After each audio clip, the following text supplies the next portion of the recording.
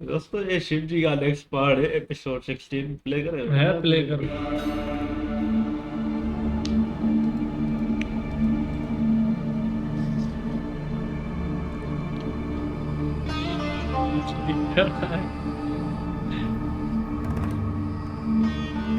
नारायण नारायण। ओ ये है।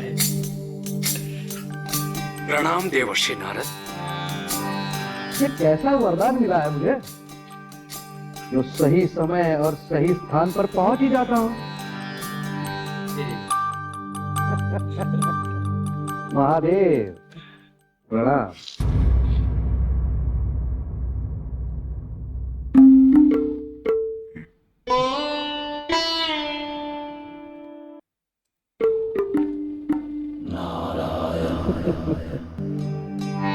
महादेव, कल तक जिससे छुटकारा पाने की बात कर रहे थे, आज स्वयं उसे ही अपने हाथों से उठाकर बड़े ध्यान से देख रहे हैं।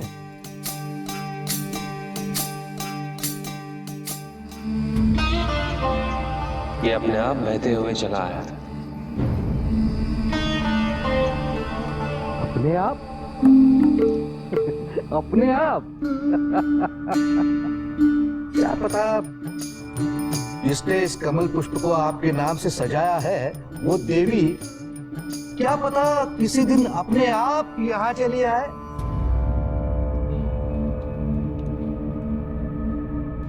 अरे नहीं, ये फूल अपने आप नहीं आए, इसे लाया गया है। हाँ, और ये फूल ये लाया ये। अरे हाँ, तो ये बात बताना भूल ही गया। जब से प्रजापति दक्ष के भवन से तुम ये कमल पुष्प उठाकर यहाँ ले आए हो, तब से वहाँ हलचल मची हुई है। पहले तो प्रजापति दक्ष ने अपनी प्रजा और सती के सामने अपना शक्ति प्रदर्शन किया, और उसके पश्चात अब महासभा बुलाई गई है। चंद्र, इंद्र, सप्तर्षि सब आ रहे हैं। अवश्य कुछ महत्वपूर्ण होने जा रहा है, और इसका कारण तुम हो नंदी। प्रजापति दक्ष जो महादेव का नाम तक नहीं सुनना चाहते, तुम उनके भवन में पहुंचे, सती से मिले, उनसे बात की, और उनसे महादेव का नाम लिखे कमल पुष्प लेकर यहाँ पहुंचे। क्रोधित तो होना ही था उन्हें। अब देखना महासभा का परिणाम क्या निकलता है। से तो संबंध पहले ही अच्छे नहीं थे, और तुमने आग लगा दी।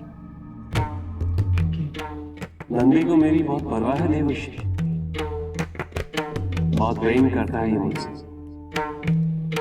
इसको लगा कि जिन पंखुड़ियों पर मेरा नाम लिखा है उन्हें फेंका कैसे जा सकता है। बस इसीलिए अपने साथ ले आया। सत्यवचन महादेव। निस्संदेह नंदी आपका सबसे बड़ा भक्त है, परंतु महादेव, महासभा का क्या?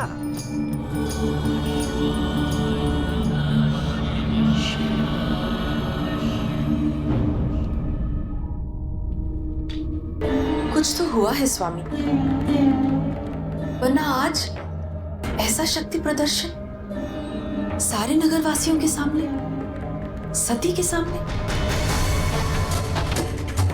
और फिर इस महामंडल की घोषणा। क्यों स्वामी? प्रजापति, मैं भी आपसे यही पूछना चाहता था कि नंदी का यहां आना और ये महासभा, क्या इन दोनों का कोई संबंध है?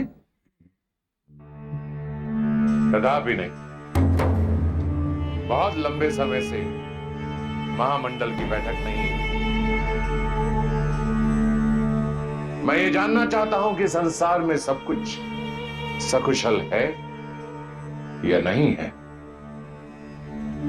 यदि नहीं है तो हमें क्या करना चाहिए? इस पे विचार विमर्श करने के लिए इस बैठक का आयोजन किया गया। यही कारण है ना स्वामी। बिल्कुल। वसंत उत्सव के बारे में तो हम सब भूल ही गए। कब आयोजित करना है स्वामी? इंद्र, चंद्रमा और सप्त ऋषियों से महामंडल के आयोजन पर विचार विमर्श करने के पश्चात ही वसंतोत्सव के बारे में मैं कुछ निर्णय ले पाऊंगा।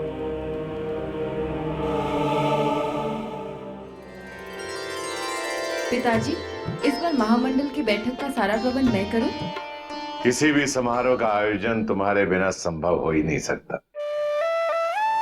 अवश्य करो, अपनी बहनों के साथ मिलकर करो।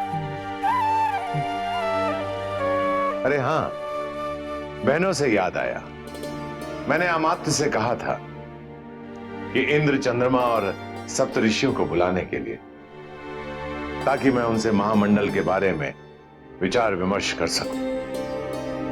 और देखना, चंद्रमा को जो निमंत्रण जाए उसमें यह स्पष्ट हो कि रोहिणी और रेवती अवश्य साथ में आए, अन्यथा मेरी दोनों पुत्रियां मुझसे रूठ जाएंगी।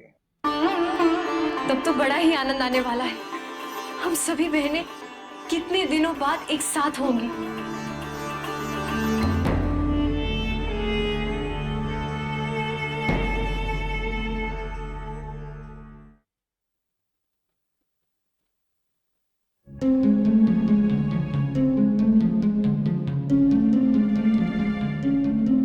दक्ष की मां सब आप किस लिए? प्रणाम महर्षि।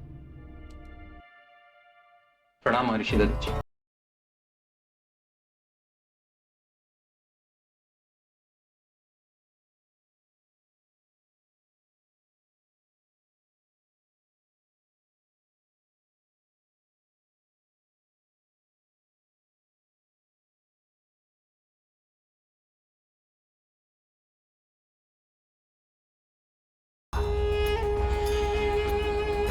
यह महासभा के नाम पर प्रजापति का और एक षड्यंत्र।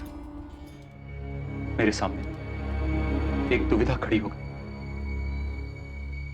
एक तरफ है हमारे महादेव, जिन्हें हम पूजते हैं, और दूसरी ओर प्रजापति दक्ष, जो केवल इसी प्रयास में लगे रहते हैं कि महादेव से कैसे उनका ईश्वरत्व छीन सके।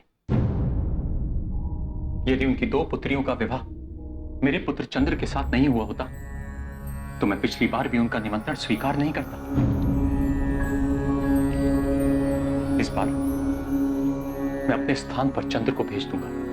नहीं, चंद्र को नहीं, आप ही जाइए। पता नहीं वहां क्या हो। किंतु अनसुईया, हमारे पुत्र को अपने दायित्व का निर्वाह कभी तो करना होगा। हर बार मैं सब कुछ संभालने के लिए नहीं रहूंगा। कब सीखेगा वो? वैसे मैंने उसे बुलाया है।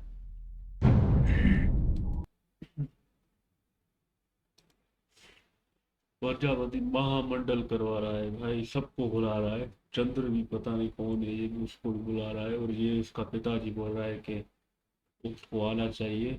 और सब मतलब खुश है, लेकिन प्रजापति की पत्नी जो है वो थोड़ा टेंशन में। वो कह रहे स्वामी क्या हुआ है, कुछ तो बताओ। हाँ, स्वामी कुछ बताता ही नहीं है ना। बस ऐसे प्रजापति अच्छे से बात करे ना, हमें बड़ा अच्छा लगता है। भाई ये प्रजापति बस पता नहीं कौन सा ये महामंडल फिर से बुला रहा है। हस्तिनापुर वालों को भी बुलाए।